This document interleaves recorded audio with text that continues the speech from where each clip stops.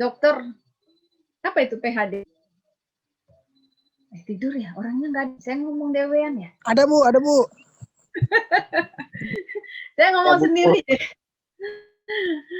Jadi kalau ditanya apakah semua luar negeri itu alumni luar negeri itu bergelar PhD, itu tergantung bidangnya. Jadi saat Anda seorang engineering, Anda kuliah di luar negeri, mengambil kelas yang namanya by research, itu gelar Anda pasti ditambah di depan. Jadi doktor engineering, ya kan, dokter eng-nya itu tadi ya, doktor engineering bla bla bla.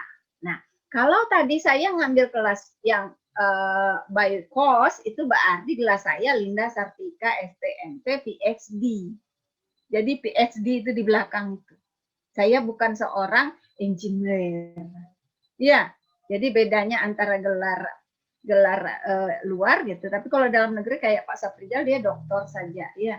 Karena memang nomenklatur Indonesia tidak memakai engineering itu tadi. Jadi kalau tanya eng itu apa? Engineering gitu. Jadi orang teknik harus tahu eng itu apa, engineering. Jadi Doctor of Engineering gitu. Ya. Terus kalender akademiknya beda ya. Nih, aduh maaf. Kalender akademik catat. Untuk di Jepang, kita di Jepang ya. Catat. Untuk di Jepang itu cuman ada 2 season. Season pertama itu dimulai bulan April. Itu rutin hanya untuk mahasiswa Jepang, itu berlaku untuk mahasiswa Jepang dan mahasiswa luar negaranya. Yang dimulai setiap tahun ajarannya adalah minggu pertama bulan April.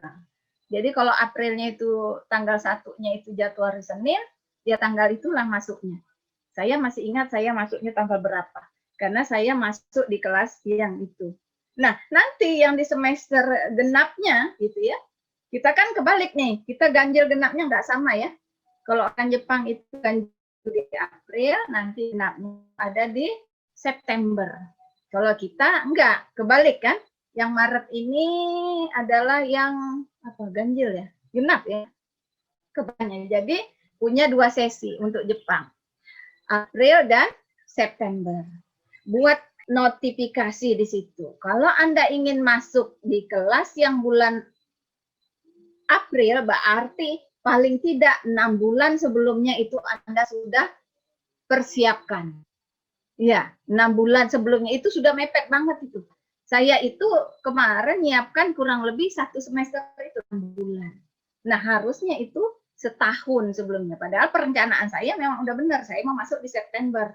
Saya nego dengan profesor di bulan November. Jadi September saya masuk, November tahunnya sudah daftar nih. Nah, tapi itu ternyata profesornya nggak mau. Dia mau minta saya masuk di semester ganjilnya Jepang, yaitu bulan April. Sehingga saya masuk di April. Nah, sejarah PT akan berpengaruh terhadap akademik atmosfer. Jadi ini, sebelum membidik kampus, lihat ini ya, kalender akademiknya, catat. Kalau Jepang, khusus Jepang itu April sama September. Jadi kalau mau masuk di September disiapkan dari mulai April atau setahun sebelumnya. Kalau kita mau masuk di April berarti kita siapkan materi di bulan September. Terus yang kedua lokasi dan cuaca. Pilih metropolitan kah, kota pinggiran kah, yang minus 15 derajat kah, itu jadi tujuan. Kenapa? Kita harus tahu kita mau di mana. Saat kita pilih kota yang besar, metropolitan itu akan mahal. Biaya tinggi, kejahatan tinggi, iya kan? Namanya kota besar. Tapi kalau kita memilih dia kota yang kecil, itu satu, biaya hidup murah, 2, pasti aman. Saya pintu nggak pernah saya kunci. 4 tahun jarang itu nggak saya kunci pintu rumah saya itu, saya biar aja. Karena saya suka lupa nyimpan kunci nanti di mana. Jadi akhirnya saya sering nggak kunci rumah, gitu ya. Terus sejarah perguruan tinggi, dilihat loh sejarah universitasnya. Di mana nyarinya? Di website. Terus program pembelajarannya penting sekali. Ini ya, tekankan lagi program pembelajaran internasional atau yang reguler. Karena kita adalah mahasiswa internasional, kita harus pilih. Kita lihat dulu, dia menyediakan kelas internasional enggak? Kenapa? Saat dia tidak menyiapkan kelas internasional, berarti kita di bahasa Jepang. Nah, bahasa Jepang itu susah. Jadi pilih. Jadi begitu dapat universitas, lihat ini ada internasional enggak? Atau dia reguler. Begitu dia bilang internasional, berarti kelas itu bahasa pengantarnya adalah bahasa Inggris. Itu yang saya ambil. Ya, jadi dari sekian itu ada 3 mata kuliah, 6 SKS, itu cuma ada 3 orang dosen. Jadi saya ngambil satu itu budaya bangsa Jepang. Itu saya ambil mata kuliah. Terus yang kedua itu saya ngambil kontrol modern engineering, ya kan? Terus yang ketiga itu saya lupa mata kuliah apa. Jadi saya cuma ketemu 3 orang dosen selama saya di sana. Setelahnya itu saya di laboratorium. Iya. Jadi sudah tadi ya dicatat ya, lihat internasional, jangan ambil yang reguler. Kalau dia internasional, 2 kelebihannya. 1, banyak tawaran beasiswa. Banyak di situ, rata-rata beasiswa ditawarkan di situ. Tidak di reguler, karena di reguler itu dianggap untuk kelas mahasiswa mampu. Iya, reguler berarti dia setara dengan orang Jepang. 1, dia mahal. Terus 2, dia harus bahasa Jepang. Ya, yang ketiga itu personality supervisor. Supervisor. Nah, ini supervisor adalah pembimbing. Jadi harus kenal, memilih. Kayak kamu memilih nanti pembimbingmu skripsi. Itu harus lihat personalitinya. Kira-kira yang cocok dengan dirimu seperti apa. Jangan pilih Bu Linda. Karena orangnya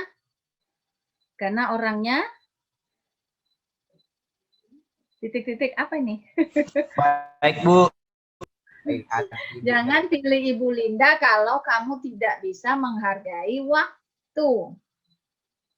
Ya, itu aja saya pesan. Jangan pilih Bu Linda kalau kamu mengabaikan waktu. Ya, itu tanya Pak Mas Arif Saprijal itu bimbingan saya Mbak Kasma. Jadi orang yang suka menyepelekan waktu itu akan susah ketemu saya. Iya kan? Karena waktu saya terbatas gitu. Sibuknya banyak dan saya sangat tidak suka orang menyia-nyiakan waktu. Jadi kenali personality supervisor. Kalau nanti panjang umur kalian sekolah S2, ini harus ditahajutin. Jadi karena ini di luar kemampuan manusia loh ya. Dapat kita ketemu orang baik, orang jelek itu takdir. Paham ya? Yang punya agama gitu. Itu adalah takdir, banyak-banyaklah berdoa. Nanti saat sudah masuk mata kuliah metodologi penelitian, setelah itu ambil pembimbing, sebelumnya banyak-banyaklah berdoa, lalu Bapak Ibunya saya dapat pembimbing yang baik. Yang baik itu bukan berarti orangnya baik, nggak baik itu adalah yang cocok dengan kita. Paham ya? Mungkin bagi siapa tadi namanya? Nur Samsia, Bu Linda itu baik, tapi untuk jadi pembimbingnya mungkin tidak seirama gitu. Jadi untuk supervisor, kalau kuliah di luar negeri, makanya saya bilang itu harus kita sholat tahajud banyak-banyak. Kenapa pesannya sholat tahajud, Bu? Iya, karena kita nggak tahu yang baik untuk kita itu yang mana gitu. Kalau cuma dari personality, dari apa, kita nggak kenal dia baik atau enggak, karena kelulusan mahasiswa itu ada bergantung pada siapa pembimbingnya, supervisornya. Ya, termasuk saya. Saya sampai saya selesai, dari mulai saya masuk sampai saya selesai, saya hanya sekali kena marah sama profesor. Itu pun bukan hal berat menurut saya. Iya, itu marah besar karena menganggap saya membatalkan mata kuliahnya dia, saya pilih mata kuliah profesor lain. Itu ternyata beliau marah. Itu aja saya dimarah. Kalau teman saya enggak. Yang lab lain itu kalau sudah ketemu di Tosokan itu perpustakaan, itu curhat. Profesornya gini, dia nangis, dia apa gitu ya, dimarah-marahin. Banyak banget. Ada yang sampai pulang ke negaranya tidak selesai karena berantem dengan supervisornya. Jadi saya pesan nih ya, bukan cuma untuk luar negeri, untuk dalam negeri juga demikian. Saat kamu memilih pembimbing, banyaklah bertahajud. Banyak-banyaklah berdoa. Semoga ketemu dengan pembimbing yang baik. Baik ini tanda kutip ya. Baik berarti cocok dengan kita. Jadi kalau kamu orang yang pemalas, yang waktunya lalai, jangan pilih orang yang menghargai waktu. Pilihlah pembimbing yang malas juga. Ya, jadi nanti boleh dipraktekkan. Itu ingat pesan saya. Segala hal, karena bisa selesai kita sarjana, S1 kah, S2 kah, S3 kah, itu biasa peran dari pembimbing itu sangat besar. Karena banyak siswa yang gagal itu justru di ujung studinya, di skripsi. Ya, makanya saya bilang, baik-baiklah dengan ibu bapak. Bapak, saya mau pilih pembimbing, saya bingung. Bu, saya mau pilih pembimbing, saya bingung. Jadi nanti bisa dapat jalan keluar yang baik. Terus lama studi, dilihat di programnya itu ada. Apa bedanya Jepang sama Korea? Saat di Jepang itu S2 kelasnya itu 3 tahun. Saat di Korea itu kelas untuk S3-nya itu 4 tahun.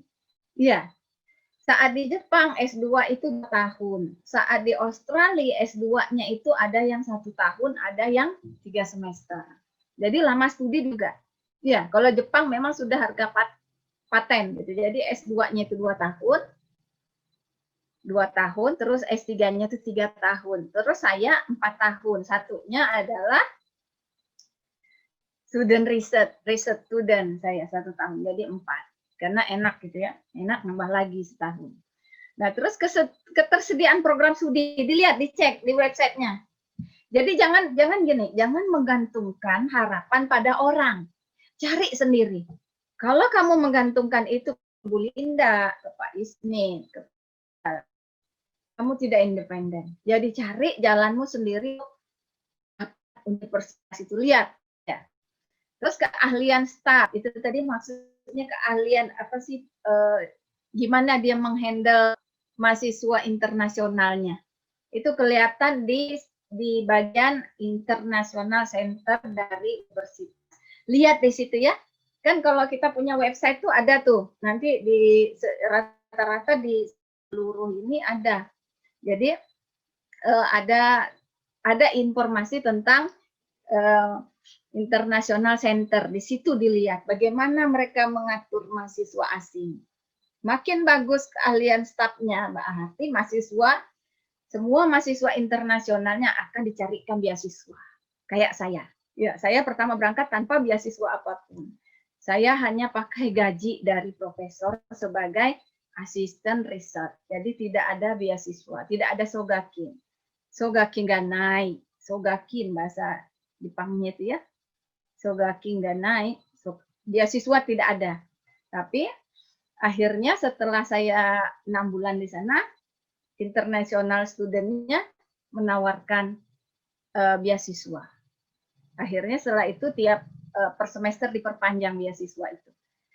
Nah, terus lokasi kampus, cuaca, dilihat ya. Nah, ini cuaca, coba lihat cuaca ya. Cuaca, sekarang coba saya stop share ya. Saya stop share, mungkin ini agak membosankan, coba kita lihat. Nah, jadi stop. Kita mau lihat di mana kita akan berada gitu ya. Ngerti ya?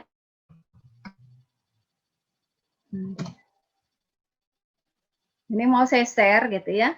Jadi nanti saat mencari beasiswa, ini jadi pertimbangan gitu. Kenapa harus jadi pertimbangan cuaca, tempat, dan lain-lainnya. Ya, ini saya mau share ya. Coba perhatikan. Tahu. Nah, nanti bisa. Nah, inilah saya ada. Kan nggak belum? Bisa lihat nggak? Kelihatan Bu, bisa Bu. Itu ini taraknya. Ini tarakan. Nah, sekarang ini tarakan loh. Saiki itu ada ini. Di belahan dunia mana saya kemarin? Ini. Kita ketik di sini. Kitami. Hokkaido. Lihatlah di situ berapa jauhnya kita. Ini kotanya ya. Kota tempat saya ini apa namanya? Stasiun kereta. Nah, itu. Mana dia kotanya? Ini kotanya. Apa? Kelihatan ya? Kitami, ini kotanya. Ini kotanya Kitami sih. Mudah-mudahan kelihatan. Nah, kita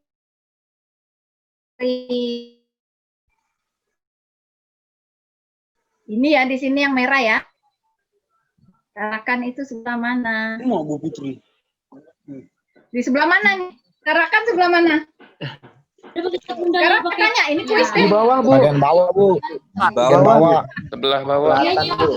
Sebelah bawah. Nah, jadi ini pulau yang ini Hokkaido, ya ini pulau besarnya Hokkaido, itu Tuh, adalah pulau yang selalu dijaga untuk jadi natural. Tidak ada gedung-gedung tinggi, tidak ada pabrik-pabrik besar gitu ya di Hokkaido. Karena Hokkaido ini kayak paru-parunya Jepang. Nah, kalau yang ke bawah ini Tokyo di sini. Ini kota besarnya. Jadi dari sini, dari yang merah, pas saya tinggal, untuk sampai ke Tokyo itu naik pesawat atau naik Shinkansen. Shinkansennya mana? Lewat bawah laut sini. Dari sini sampai sini ujung ke sini, ini ada train atau kereta api bawah laut. Nah, jadi disitulah ya. Mana jauh banget kan? Coba lihat lagi. Ya. Nah, di sini bisa terlihat ini Tarakan di sininya. Kita di sini sampai ke sini. Ya. Terus di atasnya ini sudah Rusia. Ini udah Rusia nih, ini pulau yang di atas Rusia, itu yang selalu dingin. Makanya kita harus lihat dulu di mana. Kecil ya suaramu, Bu. Ya kan? Nah, dari situ bisa kita tahu kenapa kita harus memilih itu gitu. Lihatlah itu fasilitasnya apa saja di sini, di kota itu. Terus hotel ada apa, bisa dicari dulu. Iya, jangan buta perginya. Baik, nah setelahnya kita kembali lagi ke materi gitu ya. Jadi ketahui dulu suhu ya, suhu atau mungkin kalau Anda yang tidak kuat dingin, tapi saya dulu tidak kuat dingin, apa boleh buat masuk ke sana jadi kuat gitu ya. Jadi kemampuan daya tahan tubuh manusia itu untuk adaptasi memang di luar akal kita. Saya itu punya penyakit asma, ke Bandung aja sakit gitu ya. Bandung yang dingin saya nggak bisa. Makanya saya kuliah S1 saya pilih kota yang panas, yang mirip dengan Tarakan, Makassar itu panas. Terus S2 saya pilih Surabaya. Kenapa tidak ke ITB? Saya nggak kuat dingin. Ya kan? Jadi saya pilih kota yang tempat saya hidup biasa panas, saya ambil itu. Nah, tapi pas S3 saya kok nyasar gitu. Nyasar tempat daerah yang selalu dingin. Nah, ternyata kita yang membuat diri kita manja. Jadi paham ya? Jangan ada alasan badan tidak bisa menyesuaikan. Itu enggak kayak manja gitu. Nah, yang ketiga ya selanjutnya yaitu biaya studi. Ini sudah masuk di depan tadi ya, biaya studi. Jadi kalau cari beasiswa lihat itu. Kira-kira beasiswanya ini sekian, terus cari referensi. Nanti kalau biaya hidup sekian cukup nggak untuk sebulan?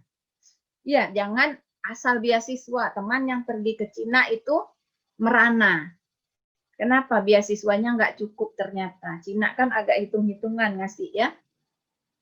Nah, terus biaya hidup, kemudahan lain seperti diskon publik, transportnya gimana, terus kemudahan beasiswa. Memilih perguruan tinggi. Nah, ini yang penting, catat nih. Ini kan nanti dapat filenya ya. Fasilitas pendukungnya ada dormitory enggak? Gitu, ada poliklinik enggak? Itu penting. Jangan nanti ngambil sekolah di dusun gitu ya. Tahu di dusun. Itu ada cerita salah satu prodi di UBT. Itu kemarin sempat jajakan mau pergi kuliah ke Filipina. Ya kan? Filipina. Yang penting luar negeri lah gitu ya. Karena mungkin mindsetnya kayak saya nggak mau sekolah S3 kalau tidak di luar negeri. Yang penting luar negeri, Filipina pun dijambangi. Begitu sampai Filipina ternyata kampung deso. Itu mungkin bisa jadi kayak kampung di mana ya? Yang hutan, kebun aja semuanya, tidak ada mall. Pokoknya lebih rame Tarakan. Gitu. Kebayang, tapi luar negeri gitu ya. Ada loh di Jepang ada yang begitu, cuman dia tidak akan ada kampus kalau daerah yang begitu di Jepang karena dia dihitung universitas itu tetap ada, stasiun itu tetap ada, dihitung dari jumlah masyarakat seputarnya. Jadi ada beberapa kota yang ditutup di Jepang karena memang penghuninya berkurang. Kota ditutup stasiun kereta ditutup, bandaranya ditutup. Kenapa? Sudah kekurangan penduduk. Nah, itu dilihat juga ya. Terus metode program, lihat waktu mulai program studi, pengalaman internasionalnya. Ini dilihat yang pengalaman internasional perguruan tinggi, mahasiswa asing, atau kegiatan internasionalnya. Di website, jadi cara mencari itu, ya nanti cari, buka website gitu ya. Cari nanti kampus, mungkin Kanazawa University. Ketik Kanazawa University. Terus nanti pilih websitenya itu cari yang dalam bahasa Inggris. Ada enggak websitenya itu menyediakan kolom bahasa Inggris? Biasa di pojok-pojok atas itu, jangan yang bahasa Jepang. Klik di situ. Setelah itu langsung masuk ke bagian kalau ada directory yang menuliskan internasional, pokoknya ada kalimat internasional, klik saja di situ. Nah, biasanya semua universitas di Jepang untuk menarik minat orang luar belajar di sana menyimpan semua informasi tentang luar negeri itu di kolom directory internasional. Jadi mau kampusnya apa aja, ini khusus Jepang loh ya, karena Jepang bahasanya susah kan. Kalau kita yang kampus sudah Amerika apa itu nggak penting, kita cari yang internasional karena semua berbahasa Inggris. Nah, cari internasional. Setelah itu lihat di situ. Ada di bawah kecil biasa kontak personal atau nama daftar profesor. Disitulah dicari. Ya, lihat di situ. Pelajari kegiatan mahasiswa internasionalnya seperti apa. Kalau websitenya itu mencantumkan mahasiswa internasionalnya, berarti itu kampus bagus untuk didatangi. Berarti kampus itu memang welcome, sudah siap open untuk mahasiswa atau student asing. Karena ada kampus di Jepang juga yang memang websitenya aja nggak pernah diupdate yang direktori internasionalnya itu. Ya, karena kita join di situ lewat situ. Ya. Kesempatan tambahan ini, nah jangan ragu ini kalau mau selesai S1 mau menikah silahkan, boleh lah. Kalau untuk di Jepang jangan ragu, kuliah di Jepang untuk bawa anak itu malah dapat tambahan dia biaya. Jadi di Jepang itu anak diurus oleh negara, paham? Jadi anak adalah tanggung jawab negara. Dia dititipkan, dia masuk sekolah tidak bayar. Setiap bulan tidak bayar, padahal di sekolah dia dikasih makan, dikasih baju, seragam, apa semua. Tidak pernah ada bayar sepeser pun anak sekolah. Terus setelah pulang jam sekolah, kan biasa anak TK sekolah dari pagi sampai jam 9. Nanti setelah jam 9, ada lagi penitipan anak. Itu pun punya negara. Itu pun gratis. Iya, penitipan bayi ada gratis, itu punya negara. Oke, sampai sini paham? Jadi jangan takut menikah dulu ya, jangan tidak menikah. Nanti tidak menikah saya mau sekolah ke luar negeri kayak Bu Linda, jangan ikut kasus saya gitu. Justru berkeluarga itu penting gitu ya, memperkuat mental. Orang yang berjuang sendiri itu mentalnya udah double. Orang yang berjuang dengan keluarga itu bisa dibagi bebannya. Ya, jadi saya juga bingung kalau orang bilang, iya Ibu Linda survive. Saya kadang-kadang mikir, iya semua beban dipikirkan sendiri. Mulai dari kesulitan sosialisasi, kehidupan, materi pendidikan, tanggung sendiri. Jadi saya nggak pernah terlalu takut sama hidup, gitu ya. Karena udah dirasakan itu, hidup sendiri 4 tahun, yang tidak ada keluarga, tidak ada orang Indonesia, ya jadi kampus tidak ada orang Indonesia.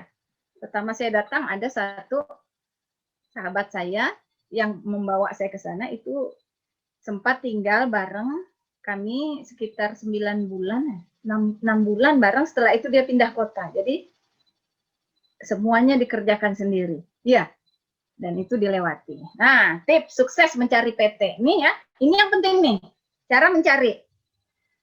Satu, ya kan? keinginan spesialisasi yang ingin Anda capai.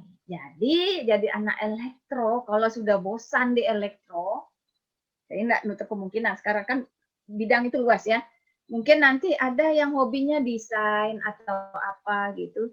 Cari spesialisasi yang memang ada di kita, yang kita suka gitu. Ya, jangan milih yang tidak kita suka. Paham ya, spesialisasi itu penting. Karena saat kita tahu ilmu itu, kita akan bisa dengan cepat menyesuaikan. Kalau kita mulai nol lagi, itu susah gitu ya. Yang kedua, cari informasi supervisor yang mendalami spesialisasi yang kita inginkan.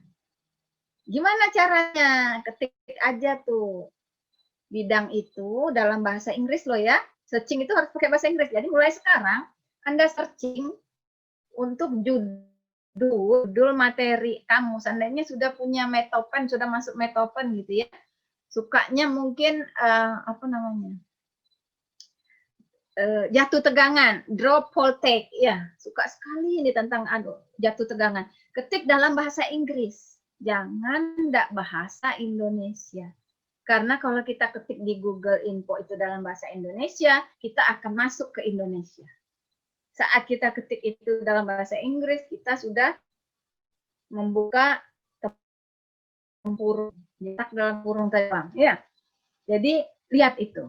Terus buatlah komunikasi dengan calon supervisor seintensif mungkin. Nah, ini yang penting gitu. Kita bisa mencari, kita bisa menemukan, tapi kita tidak bisa komitmen. Karena sama orang Jepang, pengalaman saya 2 minggu ajak jatah. Jadi 2 minggu pertama saya email beliau. Menceritakan bahwa saya tertarik dengan bidang ini, Anda sudah publish di sini, begini isinya. Saya tertarik gitu. 2 minggu setelah saya kirim email memperkenalkan diri, itu beliau langsung balas. Bolehkah saya lihat background pendidikan Anda? Dia bilang kirimkan ke email saya.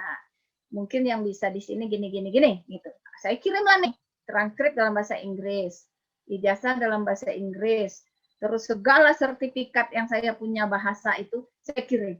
Sampai sertifikat bahasa Jerman pun saya kirim yang saya punya itu ya. Yang 9 bulan itu per 3 bulan ada 5 sertifikat saya kirim semua. Padahal dia orang Jepang gitu ya. Tapi saya kirim sertifikat berbahasa Jerman itu tadi. Dan itu menambah nilai plus untuk kita. Jadi jangan ragu, apapun keahlian Anda, masukkan di situ. Iya. Karena kemampuan bahasa itu berarti saat kita mampu bahasa selain bahasa kita, kalau kita mau belajar bahasa Jepang itu akan lebih mudah. Kayak saya sudah kursus bahasa Jerman 9 bulan. Kepala saya isinya bahasa Jerman itu udah sampai tingkat tinggi ya, 9 bulan intensif belajar mulai jam 8 pagi sampai jam 4 sore selama 9 bulan. Jadi isinya ini kalau orang Jerman ngomong masih paham saya. Nah, di situ dilihat ya. Jadi kok apa sih namanya? Menambah daftar nilai positif kita penting gitu ya. Jadi cantumkan di situ saat berkomunikasi dengan supervisor. Terus cari informasi PT luar negeri lewat web, pameran pendidikan dan lain-lain.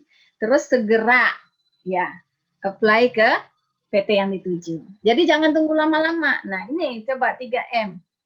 Jadi kalau dibilang apa Bu kunci untuk bisa dapat beasiswa luar negeri? 3M, motivation, motivation, motivation. Jadi kita punya motivasi. Jangan nggak punya, cuman ini modal 3M. Yang pertama itu be prepared to keep going. Ya tadi. Jadi siap motivation-nya apa, terus the mind turn blues-nya gimana, terus apa ya? Prinsip disiplin kita itu seperti apa. Nah, di bawah ini nanti akan saya berikan cara membuat apa sih namanya? personality, gambaran personality kita. Saya nggak bisa bahasa Indonesia. Jadi kita lihatkan di situ. Nah, ini kan untuk bisa sampai ke luar negeri itu tidak cukup waktu 6 bulan. Saya kasih tahu memang butuh waktu minimal 1 tahun.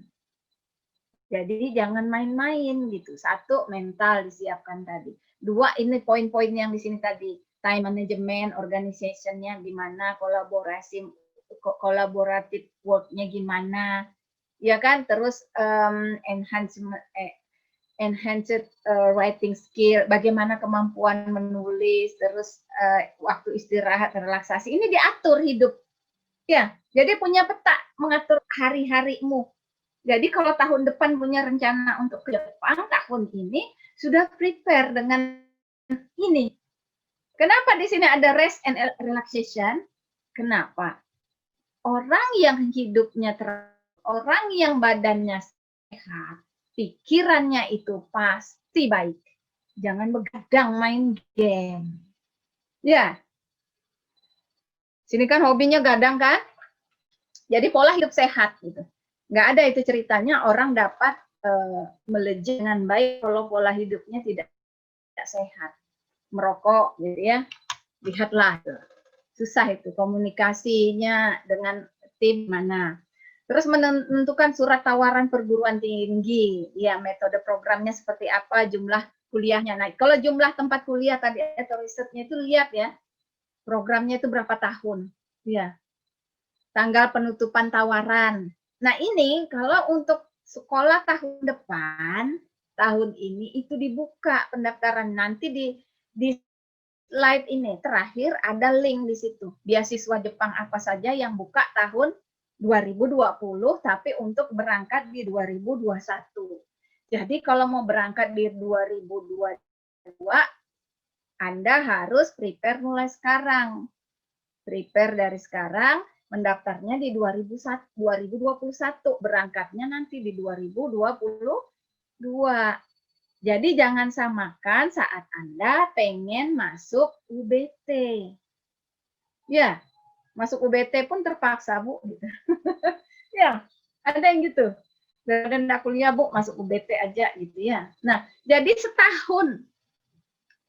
Buka memang tahun ini itu sudah mungkin rata-rata udah tutup tawaran untuk mengajukan beasiswa tahun 2020 untuk ke Jepang. Iya, tutup pendaftaran di 2020 untuk sekolah 2021. Berarti yang bisa kita tembak adalah untuk sekolah di tahun 2022. Di 2021 kita melamar.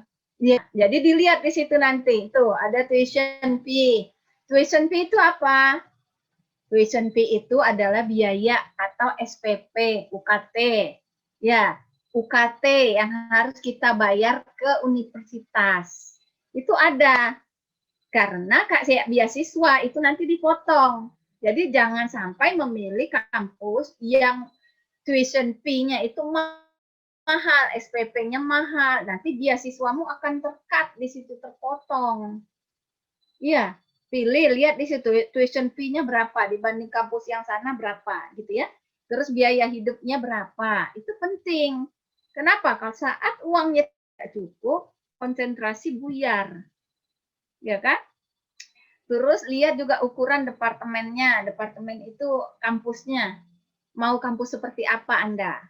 Fasilitasnya apa aja. Kalau di tempat saya itu fasilitas olahraga lengkap dan itu gratis. Semuanya dipakai gratis. Anda mau nge-gym gratis, Anda mau main badminton gratis, Anda mau main futsal gratis. Semua hall olahraganya itu gratis. Tidak dibayar sepeser pun. Anda ingin main futsal? Gratis. Tinggal mendaftar di bagian pengelola. Jadi saat minggu kita mau main, minggu ini sudah daftar ke sana. Jangan hari ini mau main, hari ini daftar, nggak mungkin bisa. Jadi harus punya schedule, karena si pengelolanya itu punya jadwal. Oh ini sudah diisi orang, ini sudah diisi orang, ini bisa jam segini bisa gitu. Iya. Nih ya, untuk menentukan tawaran universitas. Oke, sumber-sumber informasi perguruan tinggi luar negeri, website. Jadi mulai sekarang tugasmu kalau di 2022 berkeinginan kuliah di Jepang, mulai hari ini bukalah website Universitas Jepang. Cobalah buka itu, Kitami Institute of Technology, lihatlah di situ. Ada enggak infonya untuk tawaran? Ya, Terus lihat jurnal ilmiahnya, penelitinya dan fakultasnya, ya kan? Itu sumber informasi. Jadi gini loh, bidang tadi kayak drop voltage tadi hobi saya gitu seandainya ya, converter.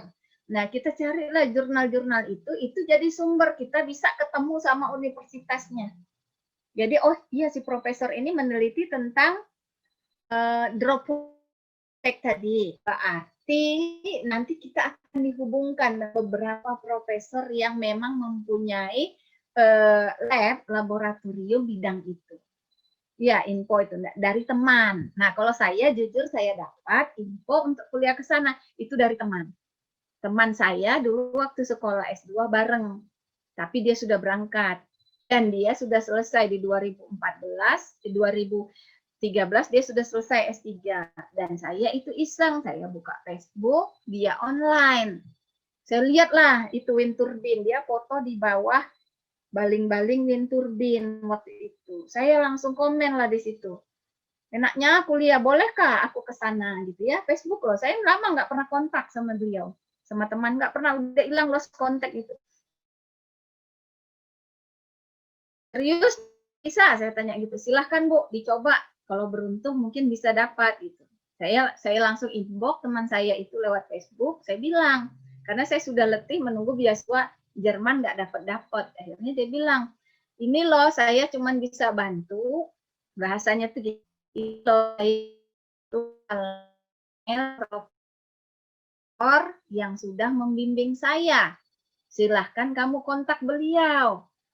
Dan dia bercerita karakternya seperti ini. Profesor itu begini, modelnya begini. Nanti bahasanya harus begini. Kirim ke dan jangan pernah bilang kalau kamu kenal sama saya. Paham ya? Jadi gitu.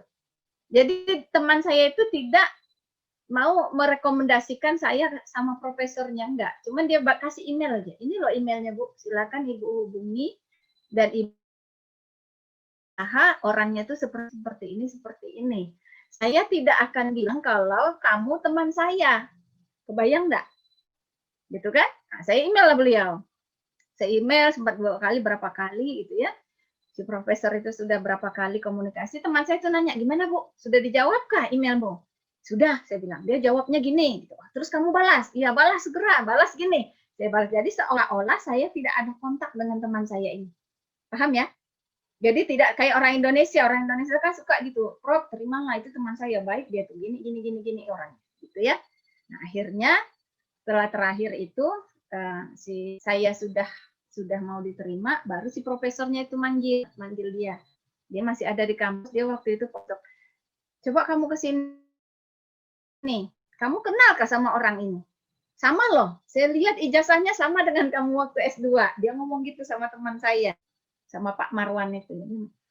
Marwan Sang, coba lihat, ini kamu kenal kah? Kenapa ijazahnya kok sama ya sama kampusmu?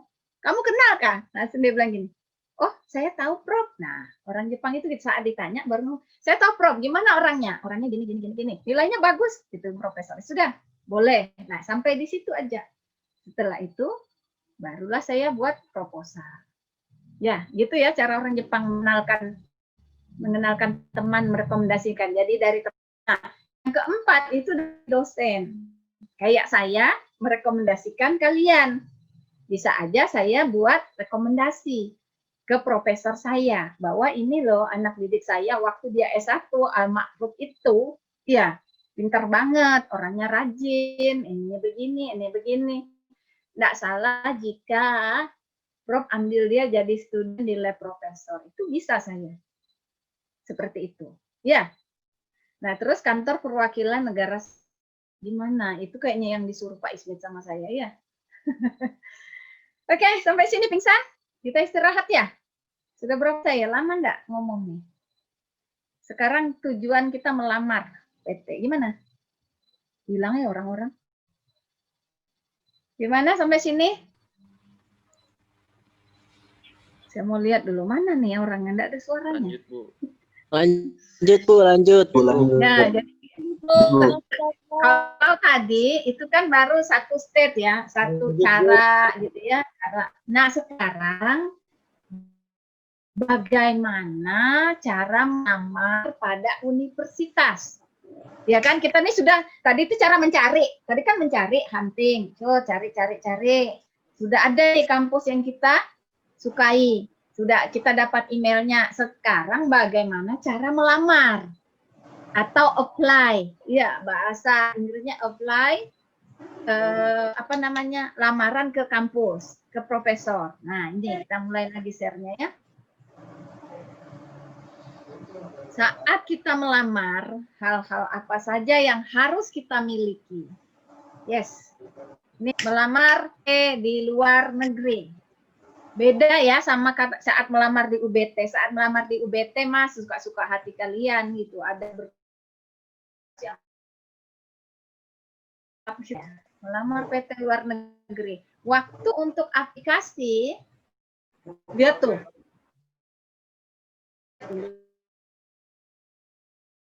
belum enrollment. Enrollment itu artinya apa ya? Berjalan penerimaan, pendaftaran. Enrollment itu bahasa Indonesianya pendaftaran. Jadi waktu kita aplikasi itu apa sih namanya? Mendaftar ya 1 sampai 1,5 tahun sebelum pendaftaran. Ya. Terus yang kedua aplikasi online. Kalau yang manual udah nggak ada. Iya, online. Aplikasi itu kan biasa ada tuh. Nanti masuk di dalam Directory International Office itu pasti ada nanti dia menyematkan aturan-aturan terus formulir online, ya kan? Terus yang ketiga itu pembayaran aplikasi.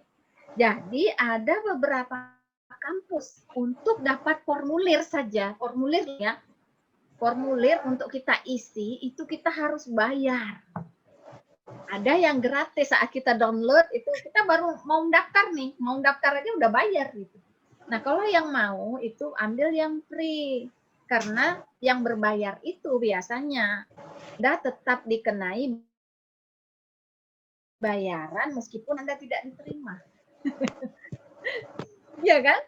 Jadi pilih yang free di situ, download aplikasinya itu free. Saat kita mendownload formulir, mungkin formulir pendaftaran itu gratis, ambil di situ, cari yang gratis. Terus yang keempat itu adalah dokumen persyaratan asli atau di-scan. Nah, kalau saya dulu diminta itu asli dalam bentuk scan.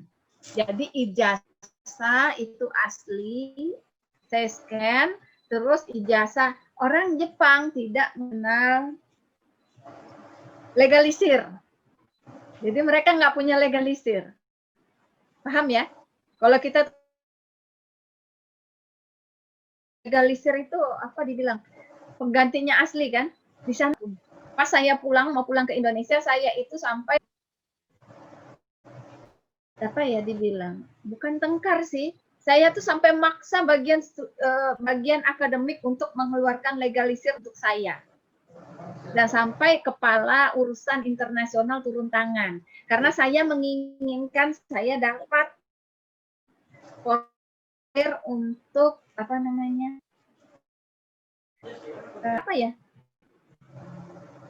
transkrip nilai ya.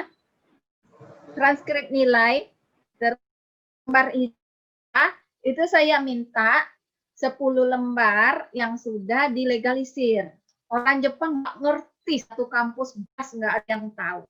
Saya bilang legitimation, you can make on the paper legitimation for me. It's like real gitu ya. Saya minta yang kayak asli gitu, di stempel gitu. Mereka nggak nerbitkan itu. Jadi akhirnya saya memang cetakkan. Jadi Jepang itu mereka punya cetaknya.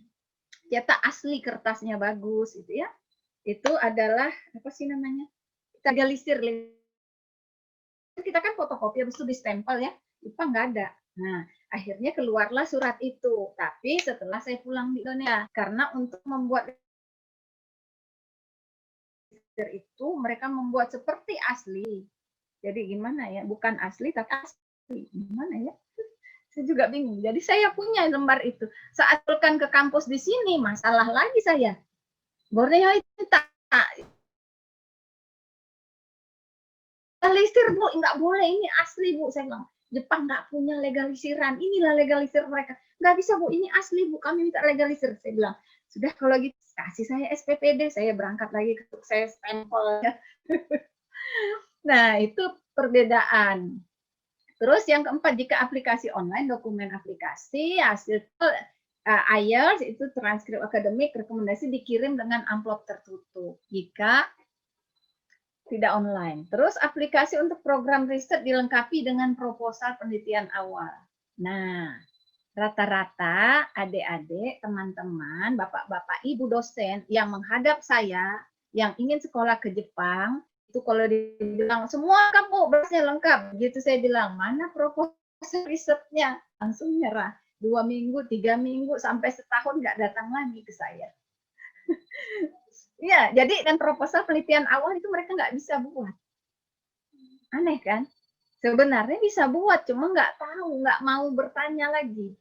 Jadi saat kita ingin sekolah ke luar negeri, kita harus punya proposal penelitian awal. Dari mana dapatnya? Kira-kira dari mana? Tidak tahu, Bu. Dari hasil skripsi yang sudah kamu buat. Jadi dirangkum itu, dibuat dalam bahasa Inggris.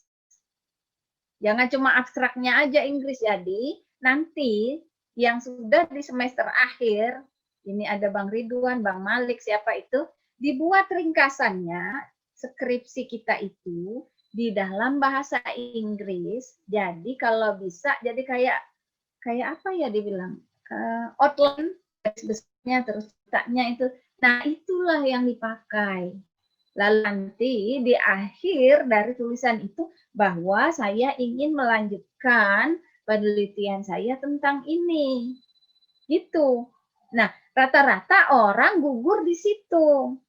Bahasa Inggrisnya sudah dapat, IELTS, TOEFL sudah memenuhi. Begitu diminta proposal, nggak mampu. Stoplah di situ.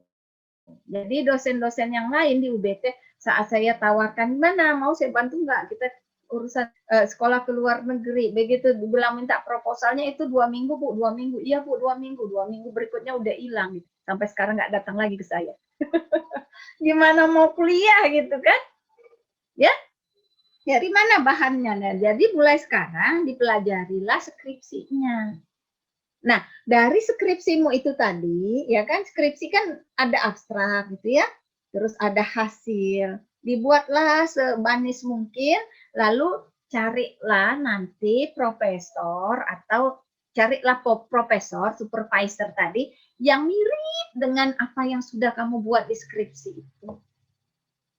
Iya, jadi cari yang mirip-mirip, ketik aja judulmu itu dalam bahasa Inggris, di-download, cari, lalu lihat nama profesornya, nama penulis paper itu, lalu kamu cari dia yang mirip sama papermu dalam bahasa Inggris. Jangan bahasa Indonesia, nanti ketemunya Bu Linda lagi. Ya, jadi cari di situ ya. Nah, setelah itu nanti baru masukkan fotokopi ijazah, transkrip, legalisir PT. Ya, saya mau tanya, di UBT ini kira-kira ijazahnya bahasa Inggris enggak? Ada yang tahu? Bahasa Inggris enggak? Ijazahnya nanti bahasa Inggris enggak? Transkripnya bahasa Inggris enggak? Senudin, pernah lihat enggak ijazah? Belum pernah, Bu. Belum pernah lihat ijazah? Sesen tahu, ijazahnya ada bahasa Inggrisnya enggak? Belum pernah lihat, Bu. Belum pernah lihat. Ratna Belum sudah pernah lihat ijazah UBT? Transkrip nilainya bahasa Inggrisnya enggak? Enggak tahu. Nah, sebenarnya mungkin ada, karena di bawah judul mata kuliah asli UBT Elektro, kalau nggak salah nih ya, nggak tahu ini ada enggak Pak, siapa yang bisa bantu saya? Pak Ismin. Nah, di bawah judul mata kuliah itu ada bahasa Inggrisnya. Nah, kalau UBT sudah punya seperti itu, kamu dalam posisi aman. Posisi aman berarti saat mau apply formulir aplikasi beasiswa kuliah ke luar negeri, nggak perlu ditranslate. Kalau saya, dulu saya translate. Karena saya kampusnya dari UMI Makassar, saya dapat 2 ijazah. Ijazahnya itu 1 berbahasa Arab dengan tulisan Arab. Ya, ijazah S itu ada ijazah Arab. Jadi semua bahasa Arab. Mata ijazahnya bahasa Arab. Ya, lalu ada transkrip nilai. Transkrip nilainya bagus, sudah ada bahasa Inggris di bawahnya. Jadi nilai A, nilai B itu udah ada bahasa Inggrisnya. Jadi tiap mata kuliah ada bahasa Inggrisnya. Jadi saya tidak perlu translate, ya kan? Nah, ijazah saya yang kedua bahasa Indonesia. Ini masalah buat saya. Karena profesor tidak ngerti bahasa Indonesia. Sehingga saya bawa ijazah saya ke lembaga khusus bahasa Inggris.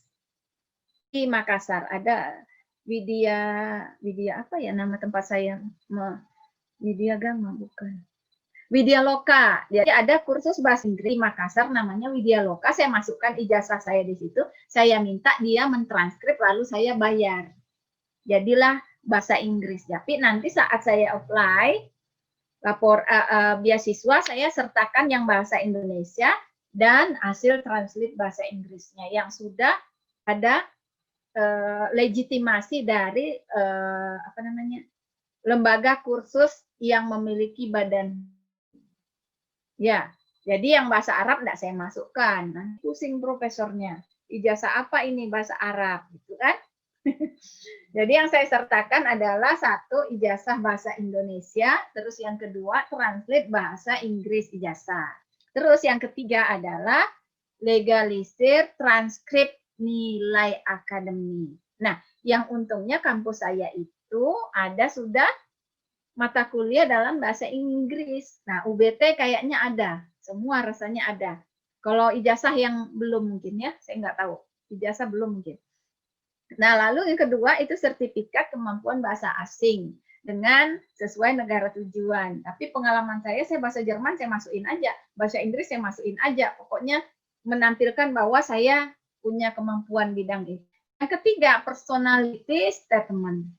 Nah, ini personality statement nanti di bawah ini dibahas. Apa sih yang dimaksud dengan personality statement? Nah, kita lewat dulu, skip dulu itu ya. Kita bahas tentang penelitian. Itu tadi ya, sudah dijawab di depan tadi ya. Dari mana dapat proposal penelitian? Dari hasil skripsi S1 yang diringkas. Diringkas lalu dilihat saran. Kan biasa nanti skripsi itu ada kesimpulan. Hasil dari skripsi S1-mu nanti pasti ada bab 5. Bab 5 kesimpulan. Kan di bawah kesimpulan ada apa? Ada saran. Nah, saran itulah nanti yang jadi tingkatan lanjutnya. Saya akan meneliti ini, gitu ya. Surat rekomendasi, terus pembiayaan, terus application form online. Ya, disebut juga dengan, nah ini, personality statement, letter of intent, atau statement of purpose, atau autobiography statement, personal naratif. Jadi ini adalah menceritakan tentang dirimu siapa. Siapakah kamu? Yang tahu itu kamu. Nah, cara menulis personality statement di selanjutnya. Menunjukkan pernyataan tentang motivasi dan antusiasme dalam memilih program studi. Pernyataan meliputi revisi pekerjaan, pengalaman studi, harapan setelah program studi berakhir. Personal statement dapat digunakan untuk melihat gaya bahasa tulisan. Jadi, dia melihat gayamu menyampaikan dalam bahasa Inggris. Terus yang kedua, itu sistematika berpikir logis. Orang yang ribet akan tergambar dalam personality statement. Paham ya? Kamu kalau orang yang susah ditebak, itu nanti menulisnya tuh susah. Menceritakan tentang dirimu tuh susah. Iya, jadi kamu butuh berlatih. Nah, sebelum menulis statement personal tadi, ini yang harus kamu pikirkan. Ya, step by stepnya. Think honestly about yourself. Jadi, Berpikirlah hal yang jujur tentang dirimu. Iya. Why do you I want this degree? Jadi nanti ada pertanyaan, kenapa kamu dengan bidang ini? Kalau dulu saya itu langsung menulis di email. Ke profesor itu saya buat dulu dalam bentuk Word gitu ya. Bahwa saya itu menceritakan di awal itu saya tertarik dengan lab saudara, profesor. Karena saya melihat dari publikasinya begini. Jadi saya ingin bergabung dengan lab Anda. Bahasa saya itu ya. Terus yang kedua itu what I'm a good at and what do I love. Yang kedua itu apa sih yang kita sukai? Saya suka bekerja keras, saya suka tantangan, saya suka ketelitian. Jadi kita bercerita tentang apa yang kita sukai. Terus what makes a better than other applicant. Jadi kita setelah bercerita kita tertarik dengan ini, terus kita cerita kelebihan saya tuh. Yang saya sukai adalah kerja keras, kerja kerja dalam tim, terus saling menolong, apa begitu cerita ya apa yang kita sukai. Yang ketiga itu nanti paragraf ketiganya isinya adalah kita bercerita bahwa jika saya memiliki keunggulan dibanding orang kebanyakan. Paham ya? Saya orang yang tidak mudah patah semangat. Nah, ceritakanlah gitu. Ceritakanlah tentang hal hidupmu yang dulu pernah gagal gitu ya. Pernah tidak, saya tuh bercerita dulu tentang yang ini, statement ini saya bercerita bahwa saya sudah mempersiapkan diri untuk studi ke Jerman, saya bilang. Saya telah menghabiskan waktu sekian lama, menghabiskan uang sekian juta gitu ya, untuk bisa bahasa Jerman, tapi sampai akhirnya nggak dapet gitu ya. Panitia ya mengingatkan. Udah habis ya waktunya. Nah, jadi yang terakhir itu saya orang yang pantang menyerah. Saya masih ingat itu kalimat saya. Jadi yang pertama saya tertarik dengan ini, dengan labnya itu. Kedua itu saya itu kerjanya seperti apa. Yang tiga kelebihannya adalah saya tidak pernah berputus asa untuk mencari peluang untuk belajar ke luar negeri. Saya ceritakan saya gagal mendaftar di Jerman karena tidak ada jawaban, karena labnya penuh, karena ini saya ceritakan di situ. Iya. Nah, tiga penting ini tadi nanti harus kita sampaikan pada saat kita email pertama. Paham ya? Kan kita nih mau kirim email ke profesor nih. Kita pasti punya alasan setelah membaca penelitian Anda yang telah diterbitkan pada ini bercerita tentang ini dan saya tertarik, gitu ya. Terus yang kedua cerita bahwa saya mampu kerja dalam tim dan saya solid, itu saya ingat. Terus yang ketiga, saya telah beberapa kali gagal untuk mendapatkan peluang belajar ke luar negeri. Jadi 3 hal itu. Iya. Nah, ini contohnya ya, nanti bisa diklik di sini. Ini bisa dilihat ya. Ini diklik nanti kan ngelink ke sana ya. Ini ada beberapa contoh. Iya. Terus yang pertama ini get your idea on paper. Ini mau menulis ya. Jadi kan tadi itu ada 3 poin intinya, isinya ya. Nah, saat pertama kita mau menuangkan cerita kita tadi itu, baca ini. Get your idea on a paper. Write it quickly. Don't be perfectionist. Jadi tulislah secara cepat. Coba sekarang kita latihan. Ayo. Latihan, buka kertasnya semua. Saya mau lihat. Anggaplah saya seorang profesor yang akan memberi kamu beasiswa. Ada nggak nih orang-orangnya? Ambil kertas yuk, kita latihan. Nanti saya pilih. Yuk. Nanti silakan dibaca. Dalam bahasa Indonesia. Oke? The first draft. Jadi, tulis cepat dalam satu paragraf. Iya. Sudah enggak? Kelihatan ya, masih tulisan di depan ya. Geser masih kelihatan ya. Ini adalah draft pertama kamu saat mau melamar ke profesor di Jepang. Ya. Terus, ya kan nih, get your idea on a paper. Jadi, tuangkan ini dalam tulisan. Secara cepat. Jangan terlalu ingin sempurna. Itu bahasa Indonesianya. Bisa enggak? Satu paragraf aja. Seandainya saya profesor, ini mau menulis paragraf supaya itu tadi poin pertamanya. Poin pertamanya adalah yang di atas ya. Ini, kenapa Anda tertarik untuk bergabung di lab saya? Tuliskan secara cepat. Mana dia? Ini ya. Langsung ke situ sih. Nah ini, paragraf pertamanya. Tulis, ayo. Saya mau lab. Kenapa kira-kira? Anggaplah saya ini yang punya lab sekarang. Terus buat tulisan. Cepat, tidak perlu sempurna kalimat-kalimatmu sendiri.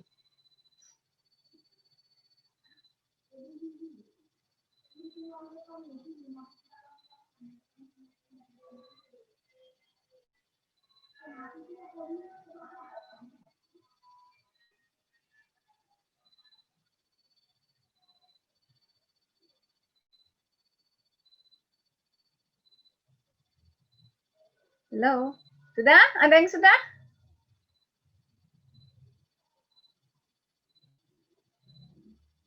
Ada 7 slide lagi ya kita ya.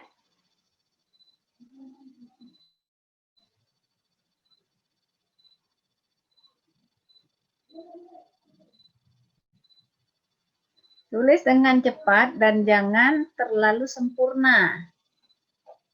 Yang kedua itu get away from the internet. Apa ini maksudnya?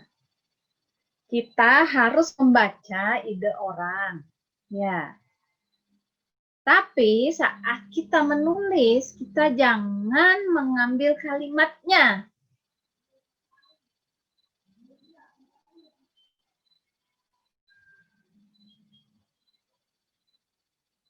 Harus kita buat sendiri kalimat itu. Terus yang ketiga itu tadi, never ever cut or paste someone else work. Jadi saya harapkan jangan pernah mengambil di internet kalimat-kalimat orang, kamu cut atau paste langsung plug ke emailmu karena itu akan terbaca oleh sistem. Ya. Sudah ada yang selesai? Sudah ada yang selesai?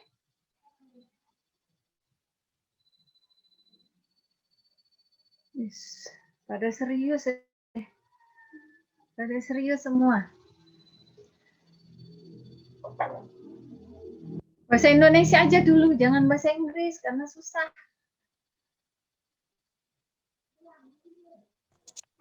Bu, saya Bu. Sudah.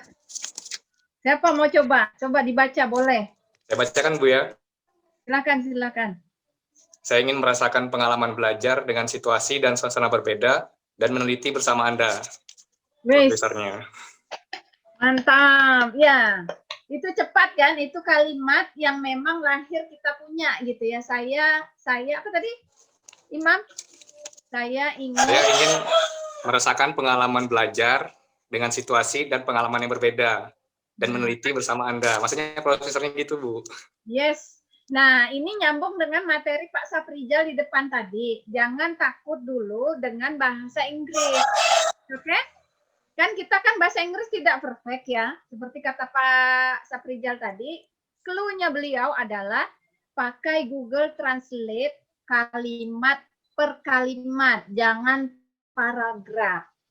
Jadi kalimat yang sudah dibuat Imam tadi, Mas Imam tadi buat kalimat udah bagus. Saya ingin merasakan pengalaman yang berbeda dan ingin meneliti bersama Anda. Saat Anda copy paste itu ke Google Translate akan dapat kalimat yang bagus. Jadi tidak aneh translate-nya. Ya, nah caranya tuh seperti itu sampai nanti Anda bisa mempersiapkan bahasa Inggris yang bagus. Ya kan? Kan kendalanya pasti bahasa Inggris kan? Semua itu pasti kendalanya bahasa Inggris. Jadi kalau memang tadi kita menyiapkan waktu setahun sampai 1,5 tahun untuk persiapan sekolah ke luar negeri, mulai sekarang yang Anda harus lakukan adalah bacalah semua yang ada di Facebook dimanapun yang berbahasa Inggris. Mau ngerti, mau enggak, baca aja itu. Mau paham, mau enggak, baca aja. Karena dengan biasa kita lihat, kalimat itu akan melekat dengan sendirinya di kepala kita, tanpa kita harus menghafal. Kan bahasa Inggris itu gitu.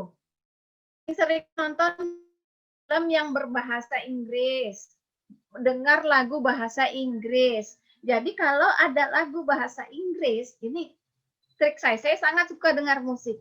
Saya suka sekali mendengar lagu bahasa Inggris. Saya cari judulnya, lalu saya cari apa liriknya. Sekarang kan lirik bahasa Inggris banyak tuh, begitu lagu dapat liriknya. Nah, dari lirik-lirik lagu itu tadi pasti kita menambah kosakata dan bentuk kalimat dari lagu. Apalagi kalau dari film. Wah, kalau dari lagu aja satu lagu, makanya saya kalau lagu bahasa Inggris saya semua paham apa yang dia ucapkan. Awalnya enggak, saya tuh dengar lagu baru pertama saya dengar ini cerita tentang apa ya lagu ini. Dia bercerita tentang apa lagu ini. Kita kan suka menikmati musik, tapi kita nggak tahu dia ngomong apa. Ya, kalau triknya itu tadi saya bilang, saya melakukan bahasa Inggris dengan hal apa yang saya sukai. Jadi saya baru lagu itu saya dengar kayak Ed Sheeran, lagu pertamanya Perfect itu saya dengar beberapa kalimat saya mampu. Oh, dia cerita tentang ini. Nah, untuk kesempurnaannya saya cari lirik lagunya. Lalu saya nyanyikan sendiri. Iya, jadi jangan dibilang dengar lagu nggak ada gunanya. Saat kita bahasa Inggris, belajarlah lewat lagu. Translate tuh lagunya tuh. Bukan lihat liriknya. Sekarang mah gampang kan, nggak kayak zaman dulu. Dulu tuh saya sering ke internet cuma nyari bahasa Inggris. Bahasa Inggris dari lagu. Ya, ya.